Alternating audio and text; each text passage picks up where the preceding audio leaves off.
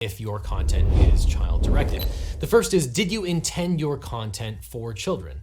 The second is, do you have actual knowledge of children watching your content or channel? And the third is, do you think that your content falls into the category of child-directed based on a balancing of the 10 factors as laid out in the statute? If you answered yes to any of those questions, then your content is considered child-directed. Hold up. I'm going to tell you why legal is wrong.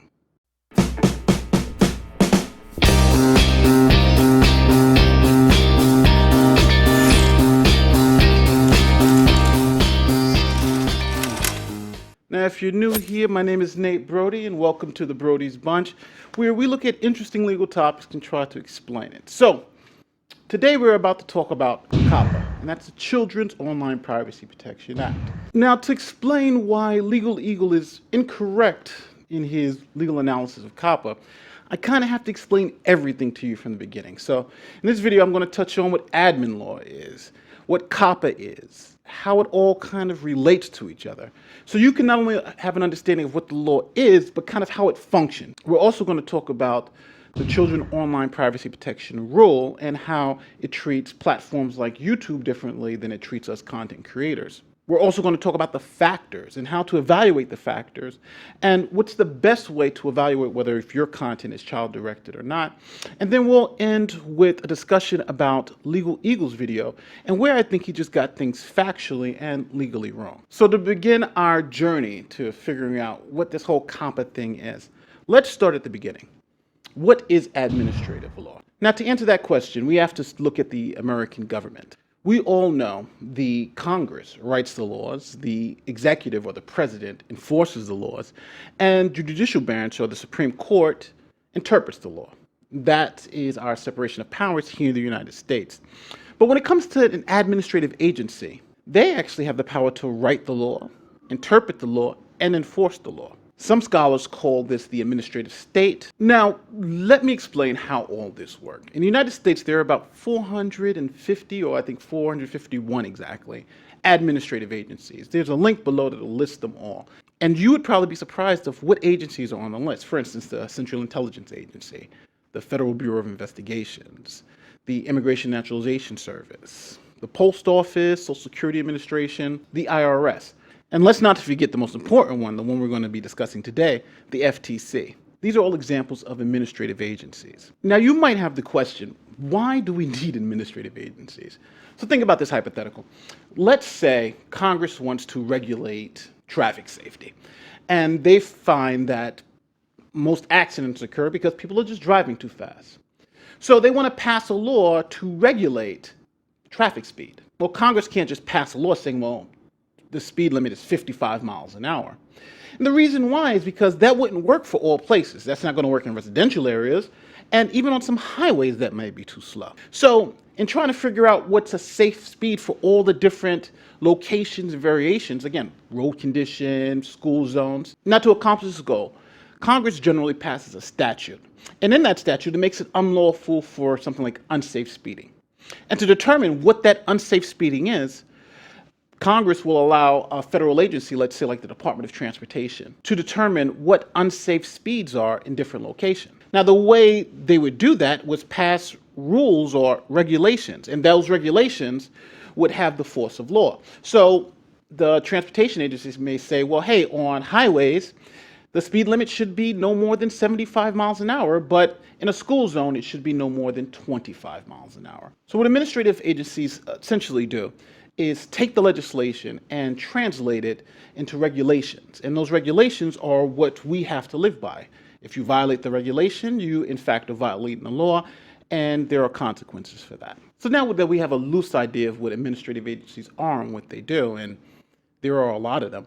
And just a quick note, most of the regulations and laws that most people live under, for instance, Social Security, IRS, just the basic federal laws are actually regulations. Regulations are really pervasive in your life. And a lot of people don't realize that. If you want to get your Social Security card, there's some regulation that allows you to get the card in the way you do it. If you're applying for immigration nationalization, that goes through an administrative agency who has rules to regulate, the process in which you get it. Now, to fully understand administrative law in the context of COPPA and the FTC, there are three pieces of legislation or three pieces of law that I need you to understand. We're going to talk about COPPA, the Children's Online Privacy Protection Act. We're also going to talk about the Administrative Procedures Act, otherwise known as the APA.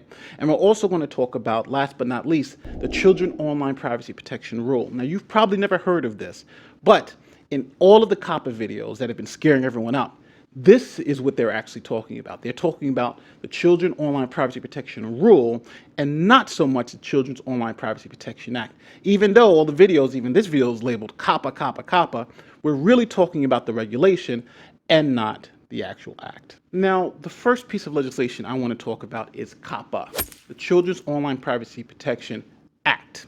Now, this is legislation that's passed by Congress, and this legislation did two things. Now, simply put, it made it unlawful for website operators to collect personal information of children under the age of 13. Now, there's obviously more to the act, but that essentially is the first thing it did. It's unlawful to collect children's data online.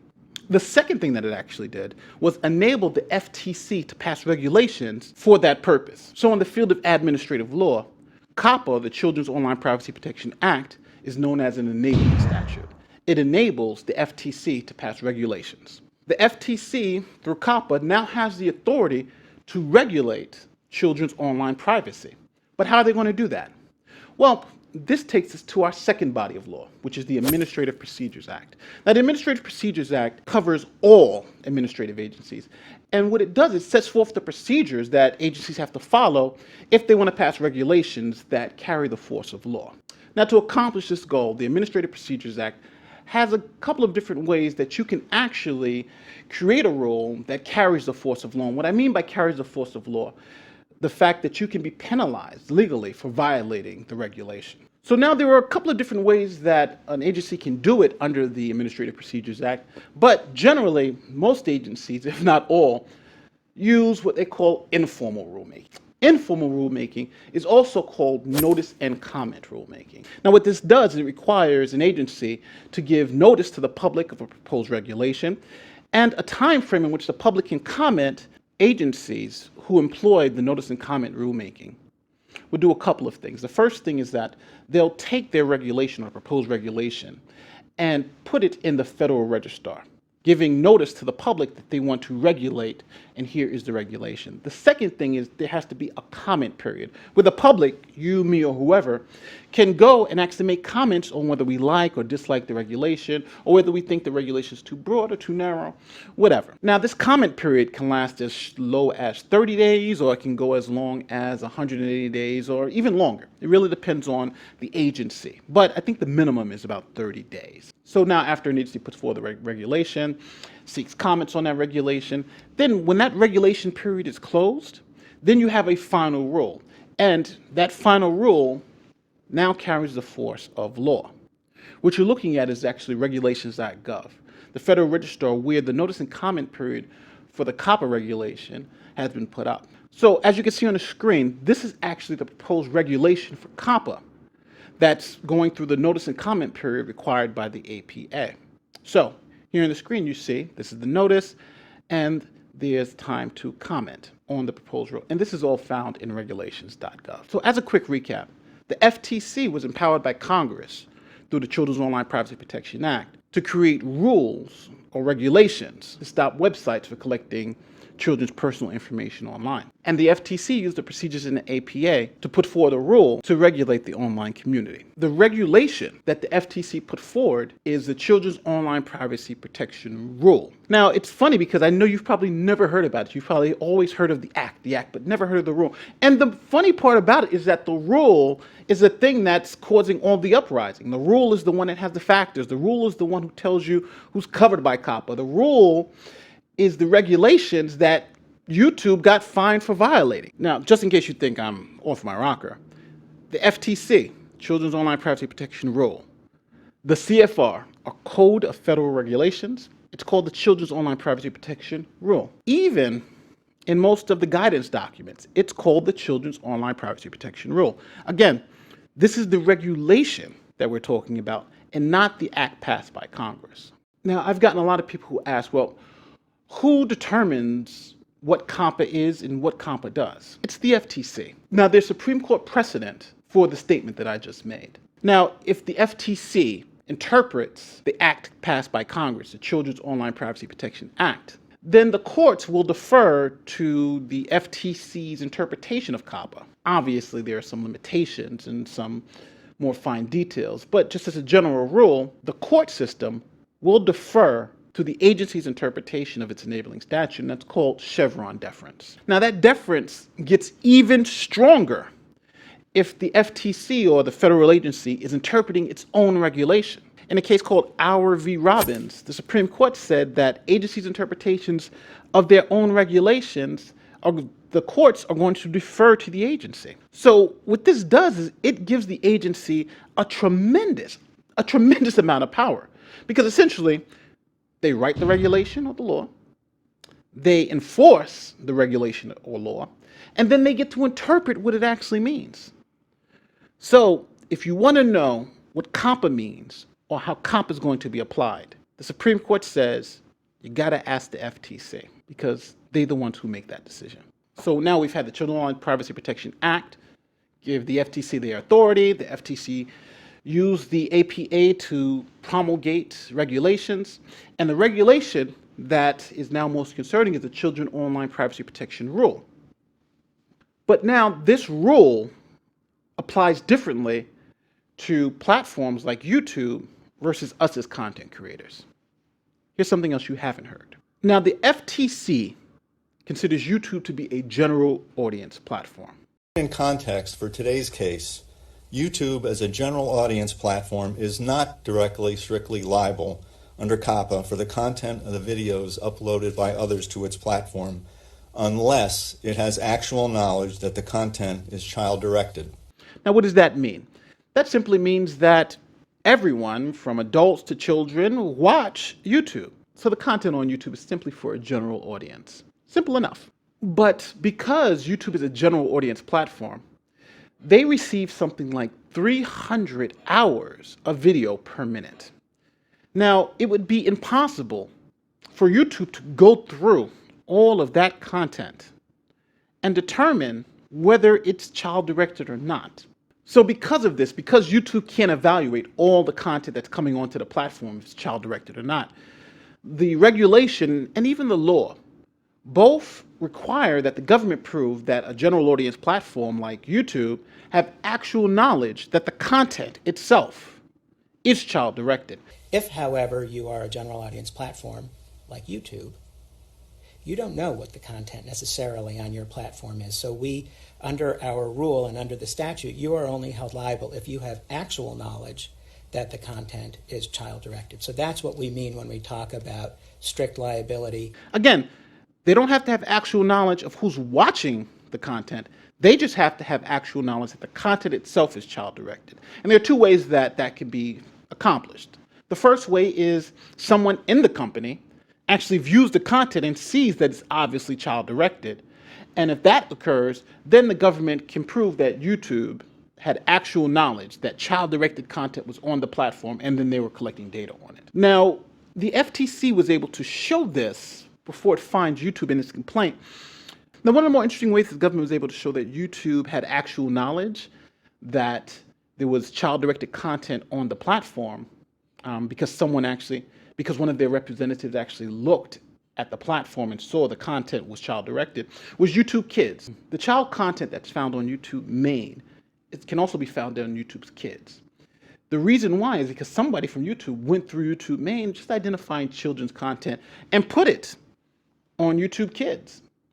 So that process of going through content, determining what is appropriate for YouTube Kids, showed that they had actual knowledge that this content was child-directed. And since this content was still on YouTube main and data was being collected on this content, YouTube was found to have actual knowledge that child-directed content was on the platform, YouTube main, and they were collecting data on that content. Now, the second way the rule requires the government show actual knowledge is whether the creator of the content themselves tells YouTube that the content is child-directed. The government is able to show that too. the descriptions of these channels, the popularity of these channels, and YouTube's own promotion of the platform to advertisers describing that, yes, most children under the age of 12 watch YouTube. That was enough to show that YouTube had actual knowledge that they were collecting data on child-directed content on the YouTube main platform. Think about channels like Ryan's Toys or even the Mother Goose Club. The description, everything about those channels are child-directed. So the government said it's obvious that these channels not only told you guys they were child-directed, you guys promoted them as child-directed. That added up to about $170 million fine. Boom. Now, when it comes to creators, there's a different game to be played. Now, remember what I said about the actual knowledge being the actual knowledge of the content, whether YouTube had actual knowledge that the content was child-directed, and the two ways that the government had to do that. In terms of content creators, that just happens not to be the case. You create the content, so the government assumes or presumes that you know the content you created. So the government doesn't have to prove that you had actual knowledge that the content is either being watched by children or even that the content was child-directed. You created the content, and you should know if your content is child-directed or not. So when you hear the government says that content creators are strictly liable, that just means that if you upload content that's child-directed, the government doesn't have to go through this process of proving that you knew the content was child-directed. You're going to be held liable for that content. If, however, you are a general audience platform like YouTube, you don't know what the content necessarily on your platform is. So we, under our rule and under the statute, you are only held liable if you have actual knowledge that the content is child-directed. So that's what we mean when we talk about strict liability for content creators, but a knowledge requirement for a general audience platform like YouTube. So simply put, YouTube has to have actual knowledge that a piece of content is child-directed, but content creators don't have to have actual knowledge because they'll presume to know what their content is. And that's the difference in how the Children's Online Privacy Protection Rule and Act treats general audience platforms differently than it treats content creators. Now, the question is going to come up. How do I determine if my content is child-directed or not? Now, the FTC says that they evaluate the content just using the factors. And this is the way that we generally enforce COPPA, is by actually reviewing content to determine if it's directed to children. We have a variety of factors in our rule that we consider when determining whether or not content is directed to children. And so that's the way we do business. It has been successful so far. I think that I have no doubt that it will be similarly successful with respect to YouTube, despite the large quantity of information on the platform. Now, those factors are the subject matter, the visual content, the use of animated characters or child-oriented activities, music and other audio content, the age of the models, the presence of child celebrities or celebrities who appeal to children, the language and other characteristics associated with the website or online service, whether advertising, promoting, or appearing on the website or online service is directed at children, and last but not least, the Commission will also consider competent and reliable empirical evidence regarding audience composition and evidence regarding the intended audience. Now, I want to make it very clear. When we're talking about factors, we're talking about weighing factors. Now, I did this video about factors and determining whether your content is child-directed and explaining how you actually weigh factors. But I got a lot of questions from content creators saying, well, you kept saying weighing the factors. And we're confused about what weighing the factors mean.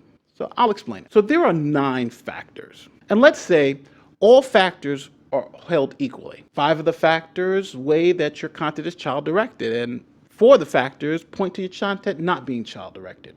Well, if each one of those factors are equal, then obviously it'll probably be more likely that your content will be child-directed. But now, you can have a situation where 1 or even 2 factors are so important and have so much weight that they outweigh all the other factors combined. So as you see on the screen, factors 5 and 6 are so much more important, so much more heavy, that they weigh in favor of the content not being child-directed, even though The other 7 factors point to the content being child-directed. So that's what we mean. Sometimes factors can just balloon to be so important, to weigh so much in the evaluation of the outcome that yes, 1, even 2 factors can be determinative. But again, this is how you evaluate factors. Now it's interesting, Legal Eagle himself makes this point. It's not a checklist. You can't simply say that, okay, you have checked off factors 1 through 4, but not factors 5 through 10. And as a result, it's not child-directed. You have to weigh them. So the good news is that, say, for example, if you have an animation channel, just because it mentions animated characters, that doesn't mean you are per se a child-directed channel. Now, one thing that was causing a lot of confusion early in this whole COPPA apocalypse thing was a lot of creators were saying, well, my content is animated. So that seems to automatically mean that I'm child-directed. No, not by any means. See, just because you satisfy one factor, let's take animation, that doesn't mean that you're child-directed. That would mean The Simpsons are child-directed, or Adult Swim, where they have the cartoon characters smoking weed and having sex with each other. That is ridiculous. Again, one factor could be a lot, but you'd have to evaluate it with the other factors. What's the subject matter? Again, you're weighing these factors. So there's no way you should just be able to take one factor and say, well, if you say yes to this one factor, animation, that means you're child-directed. It does not work that way. And I don't care who's telling you that. If there's somebody saying that you should take one of these factors and use it to be determinative that you're child-directed, that is wrong. Now, let's look at our list of factors. Now, I want to point you to our last factor for the COPPR factors. This is evidence regarding the intended audience. So let's say you intended for your content to be seen by everybody, children included. That would be evidence that you intended your content to be for children. But would that one factor be determinative of your content being child-directed? You would say no. I would have to look at the rest of the factors, right? I would have to determine whether all these factors together led me to believe that my content was child-directed. That's what the FTC says. So if someone says that you should just take this one factor, did you intend your content for children, then that would be wrong because obviously it's one of the factors. Or if someone says you have to have actual knowledge that children are watching your content, that again is the 9th factor. See, the 9th factor is reliable or empirical evidence regarding audience composition. So if I have actual knowledge that, yes, some children are watching it, again, that's just one factor. So if I was to even say yes to factor 9, that wouldn't be determinative at all if my content is child-directed or not. It's a factor that has to be weighed with the other factors. So there are 2 things that I need you to understand at this point in the video. Number 1, things like intended audience and audience composition are factors to be weighed with the other factors, and by themselves are not determinative if your content is child-directed. And the second thing is I need you to understand about actual knowledge. Actual knowledge has nothing to do with actual knowledge of children actually watching your content, but the actual knowledge requirement is about whether the content itself is child-directed. And a general audience platform like YouTube has actual knowledge that the content on the platform is child-directed and still collects data off them.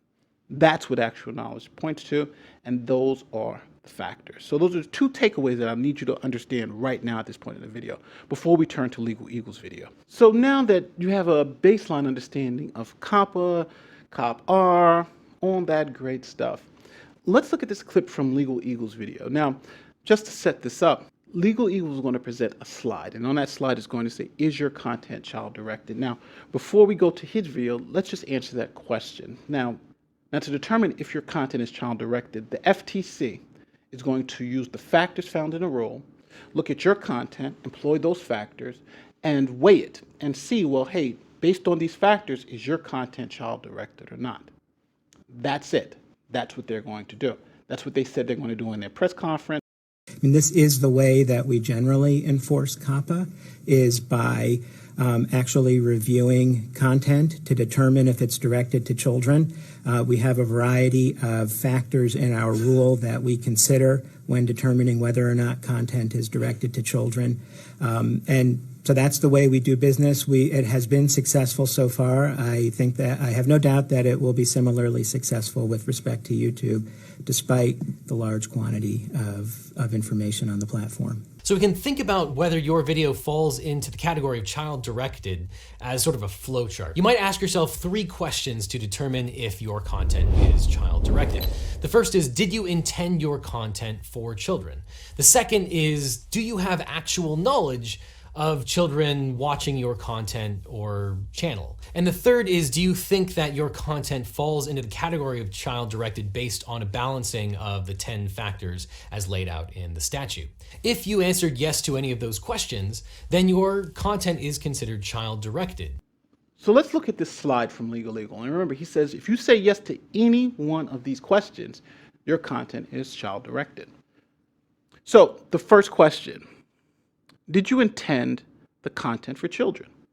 You should obviously see the issue right off the bat. He's just taken the last factor and made it into a checklist to say, yes, if you intended your content to be seen by children, then you're child-directed. So that's just a factor. You have to weigh them against other factors. Even if you answer yes to this question, that does not mean your content is child-directed. It could lead to your content being child-directed, but it could equally lead to it not being child-directed. Why? Because you have the other factors. Do you have actual knowledge of children watching your content? So this is just as bad as the first one. The second factor is wrong for 2 reasons. Number one, it's just one of the factors, and you still have to weigh the rest of the factors to determine if it's true you're child-directed. The second point is this actual knowledge requirement, the actual knowledge that children are watching your content. It's irrelevant. The actual knowledge requirement in the law, remember, was for general audience platforms that get so much data, so much information, that they're unable to tell whether it's child-directed or not. So this was a protection for the general audience platforms that they can still operate and not be held liable for people uploading child-directed content. It's kind of the same thing with copyright material. If someone uploads something that is someone else's material, YouTube can't be sued for that, but they have to have things in place to take that stuff down. The same thing with COPPA. Someone uploads child-directed content, YouTube can claim ignorance until they have actual knowledge that it is child-directed content. The first 2 are wrong. They just are. They're factors. They're not elements. The last is actually correct. Matter of fact, to change this slide and correct it, only thing you have to do is just take off the first 2. Do you think it fits based on a balancing of the 10 factors? And if you say yes, then it's child-directed. That one is what you need to do. That's the way you determine if your content is child-directed, by balancing the factors. Now, if you made it to this part of the video, I want to thank you for watching. Now, I do want to make this caveat. We all make mistakes, and no one's perfect. And yes, Legal made a mistake here, but that is more than fine. You can look through most of my stuff and see there are many mistakes. Just because we make mistakes doesn't mean we're always wrong. We are human beings, and to err is human, but to forgive is divine. So when you're watching this video, think about it in this particular context. So hey, if you like this stuff and you want to see more, click right here for some more great content. If you want to see the video on is your content child-directed, click on that video right there. My name is Nate, lawyer and YouTuber, and I just hooked you up.